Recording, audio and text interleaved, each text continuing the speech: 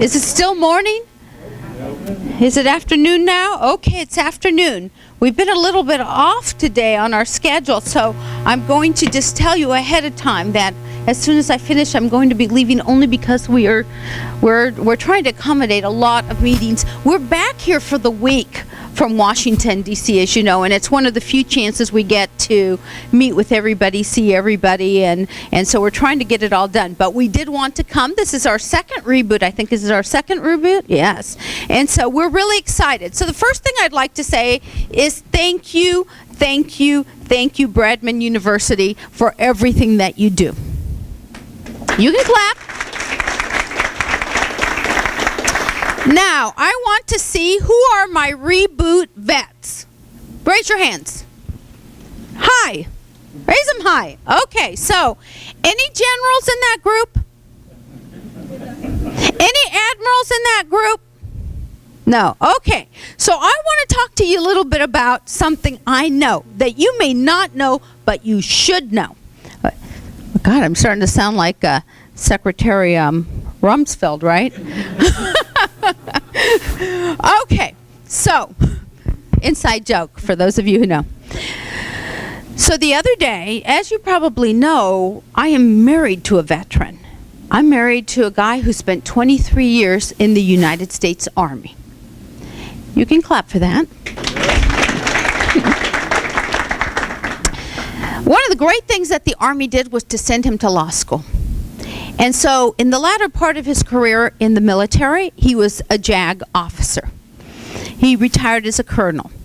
Now when Jack retired, he was very fortunate because he had figured out what he wanted to do when he left, and he had a job waiting for him, and he had a very successful career at that also. But here's what I want to let you know. So the other day, I was over at the JAG school in Charlottesville, Virginia. I had been asked to deliver the Hodson lecture for the year, which is a very prestigious thing to do. For example, as a city Supreme Court Justice, Antonio Scalia gave it about 4 or 5 years ago. And they wanted to know about Congress and my feelings on women in the military and other issues going on from a UCMJ perspective. And one of the there were several generals there. And one of the generals pulled aside my husband, Jack, because he went with me, and he said, "Jack, can we have lunch in D.C. sometime this week?" Well, and Jack really didn't have the time, but of course, when you're friends, you make the time for friends. And so he did. And as we were driving back from Charlottesville, Jack said to me, "I bet you he just found out that he's not going to be the T-JAG. And in the military, it's up or out. So he thought, he didn't tell me, but I bet you he's looking for a job." He's looking for a job. So they had lunch, and sure enough, after lunch, Jack called me and said, yes, he's scared to death. So I want to let you know, at every level in the military, the shock of leaving something you've known for so long and finding change happen to you, whether you want it or whether you were searching for it or whether it just happens because of the circumstances, even as a general, people do not know what to do. So you are way ahead as a group and as individuals of even that general who said to Jack, "Oh my God, I have no idea how to do this." But you guys know. See, that's the good thing. And so what did I do? I handed Jack the manual you use, the journaling and everything, and I said, "I think you should give this to the general." Why? Because the first and foremost important thing about what you're going to do next is wanting to do what you're going to do next. It's the passion. It's understanding who you are.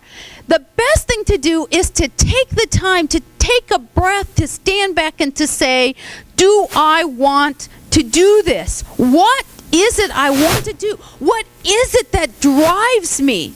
What makes me happy. Because I got to tell you, the best thing in life is joy. Joy every single day. And if you're going to spend at least 8 hours, if not more, at a job, you better well like it a lot. You have to be driven to it. I mean, I spend, everyone always says 24/7. I don't use the word 24/7 or the nomenclature of 24/7. I say 168. That's 24/7. Right? 168. That's my motto. 168. Because in this job, I'm 168. Every day, everywhere, as much as I can. Because I am driven to get it done. A few years ago, about a month before President Clinton was going to leave office, we didn't know who the next president was going to be, if you recall, because we had this little thing called Florida and the chats. But we did know one thing. We knew that President Clinton, Bill Clinton, was going, I don't want that to get mixed up with possible Clinton presidency. You can clap, ladies. Oh, Chad was clapping. But anyway, as it was about a month before President Clinton would be, it was right after the election, and he was done, right? I mean, more than a lame duck. He was just done. And I looked at him, and we were going, it was like 2 in the morning. We were still out doing things, giving speeches, and because we would go around the country and in a lot of different ways, and I looked at him. I said, "Slow down." I said, "Relax, slow down." And you know what he said to me? He said, "Loretta, the next day after I am not president, I will slow down and sleep in." He said, "This job is too important, and I'm too excited about everything I can still do with every lasting hour that I am not going to slow down at all." And that's the way one should feel about what they're doing. That's the way I feel about what I'm doing. I kid myself. I say, "Oh, I'm so tired today." I say that because my mother says that a lot. You know how when you're growing up, you never think you're going to sound like your mom, but you end up sounding like your mom? But the reality is I never get tired of this. It is just unbelievable. So know who you are. Take the time to know who you are. Know what drives you. And the rest is much easier. Oh, and by the way, let me tell you who you're going to be competing against. Now, you guys know a lot. Like, for example, you know to show up on time. You know to wake up and show up. If it's 8, it's 8. It's not 8:10. It's not 8:15. As an employer, believe me, there's nothing that gets me more angry than that. If it's 8, you're going to be there. If you're smart, you're going to be there before. If you're even smarter, you're going to be there before your boss ever gets there, right? And you're going to leave after your boss leaves. That's how you get ahead in the world. That's what I was taught. Not today's world. I read an article the other day, I think it was USA Today or someplace like that, where they said they were talking to people who were interviewers for companies who had jobs to give to people, right? And they was talking about the young generation, like the 19 to 34-year-olds. I think some of you must have read this, right? 48% of those people said that when a 19 to 34-year-old comes into interview, over half of them take a call on the cell phone or start texting to somebody while they are in the job interview. Think about that. Honestly. So you have nothing to worry about. Because you know when someone's talking to you who's making a decision about your life, you're looking them straight in the eye. You're listening to everything they have to say. You are not texting. You are not taking excuse me, General, got to take this phone call. It's my girlfriend. You don't do that, right? See what I'm saying? You have the ability to get the job you want. Because you have the set of skills that we are looking for. And let me tell you just one last thing as I end.